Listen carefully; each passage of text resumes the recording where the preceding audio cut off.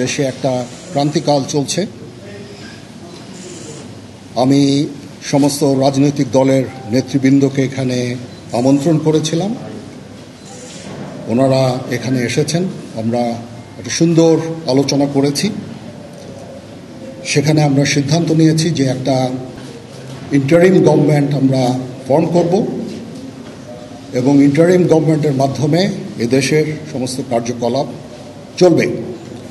আমরা এখন মহামান্য রাষ্ট্রপতির কাছে যাব যে এই ইন্টারিম গভর্নমেন্ট ফর্মের ব্যাপারে ওনার সাথে আলোচনা করে আমরা একটা ইন্টারিম গভর্নমেন্ট ফর্ম করে দেশ পরিচালনা করব।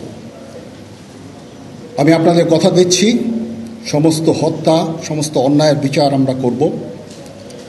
আপনারা সেনাবাহিনীর প্রতি আস্থা রাখেন, সশস্ত্র বাহিনীর প্রতি আস্থা রাখেন।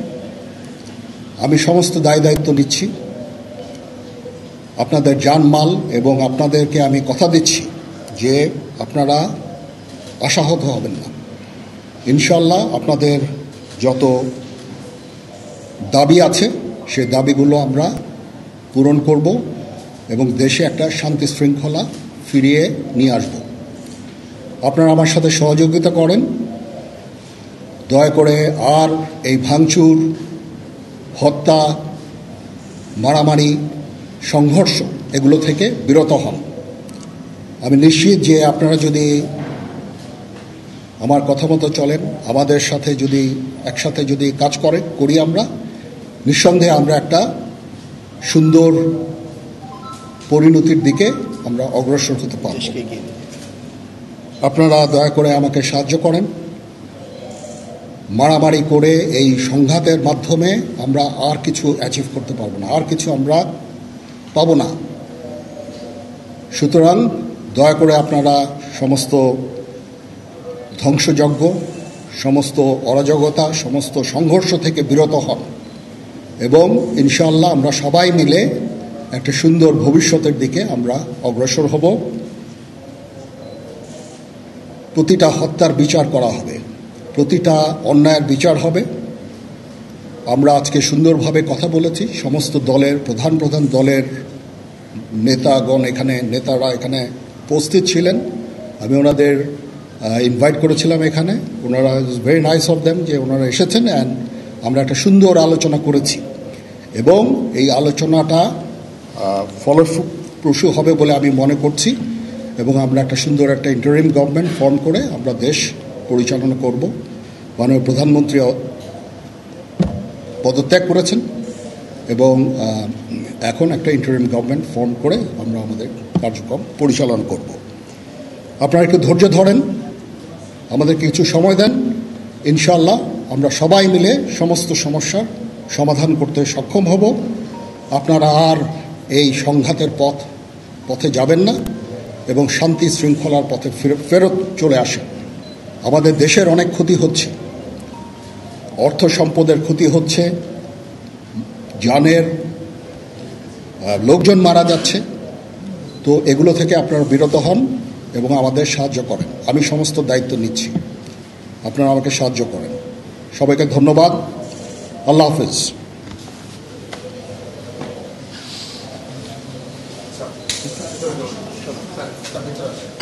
আপনারা কি কোনো প্রশ্ন করতে চান? এনকোয়ারিজ এখনো এটা এটা খুব আর্লি স্টেজ। আমরা যাব মহামান্য রাষ্ট্রপতির সাথে যে আলাপ আলোচনার মাধ্যমে এটা আমরা করব।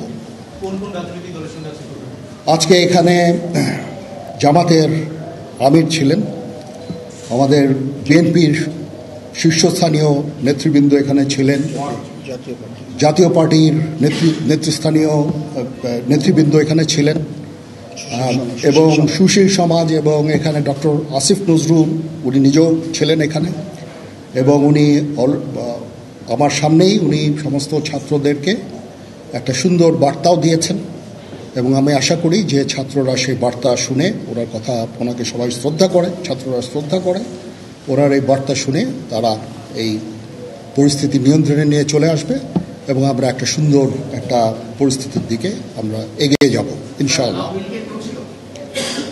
এখানে আওয়ামী লীগের কেউ ছিল না, আওয়ামী লীগের কেউ ছিল না। হ্যাঁ, আজকেই, বিকজ আমাদের এই সময় নাই। এটা একটা বিশেষ একটা পরিস্থিতি। আমরা আজকেই যে এই পরিস্থিতি, এটা একটা আমরা একটা নিয়ন্ত্রণ নিয়ে আসবো। সেনাবাহিনী শান্তি শৃঙ্খলা বজায় রাখার কাজ চালিয়ে যাবে এবং আপনাদের সবার দায়িত্ব, ছাত্রদের দায়িত্ব, রাজনৈতিক নেতৃবৃন্দ এবং রাজনৈতিক কর্মীদের দায়িত্ব হচ্ছে সেনাবাহিনীকে সাহায্য করা। এবং আপনারা মিডিয়ার মাধ্যমে আমাদেরকে এই যে একটু আমাদের সাহায্য করেন, সুতরাং আমরা তাহলে এই পরিস্থিতি নিয়ন্ত্রণ সহজেই নিয়ে আসতে পারব। না, যদি জিনিসটা শান্ত হয়ে যায় তাহলে আর কারফিউর কোনো প্রয়োজন নাই, কোনো জরুরি অবস্থার প্রয়োজন নাই, কোনো কারফিউর প্রয়োজন নাই, কোনো গোলাগুলির প্রয়োজন নাই। আমি আদেশ দিয়ে দিয়েছি, সেনাবাহিনী কোনো গোলাগুলি করবে না, পুলিশ কোনো গোলাগুলি করবে না। আমি আশা করছি যে আমার এই বক্তব্যের পরে পরিস্থিতি উন্নতি হবে, আমরা একটা সুন্দর পরিবেশের দিকে যাচ্ছি।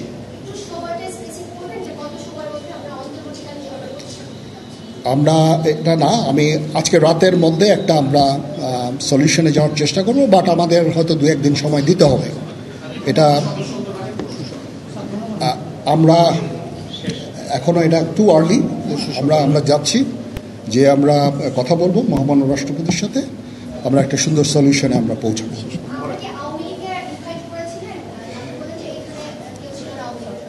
পরিস্থিতি ছিল খুব কম, সময় খুব কম ছিল। আমি যাদেরকে পেয়েছি অনেককেই আমি বলেছি, সবাই হতেন, বাট প্রধান রাজনৈতিক দলের সমস্ত নেতৃস্থানীয় নেতৃবৃন্দরা এখানে ছিলেন, তাদের সাথে আমি কথা বলেছি এবং ওনারা সবাই আমাদের এই প্রস্তাবে, এই যে আমরা যে আলোচনা করছি, সবাই এটাতে রাজি হয়েছেন।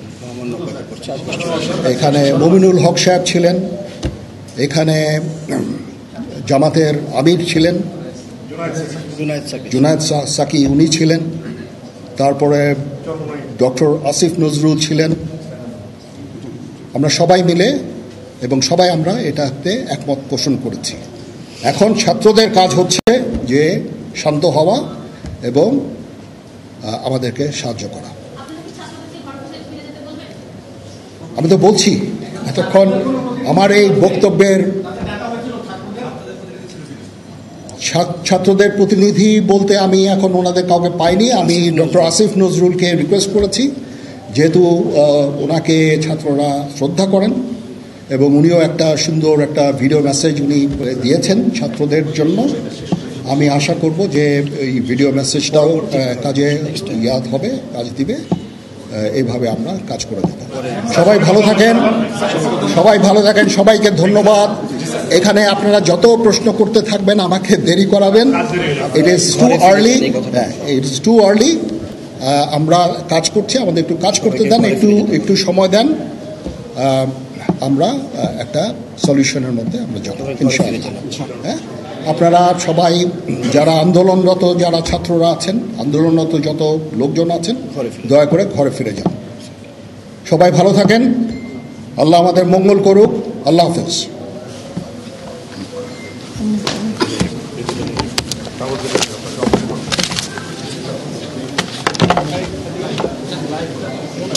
নিয়ে আসলে রিমুভ করে দেবো আপনার ছিল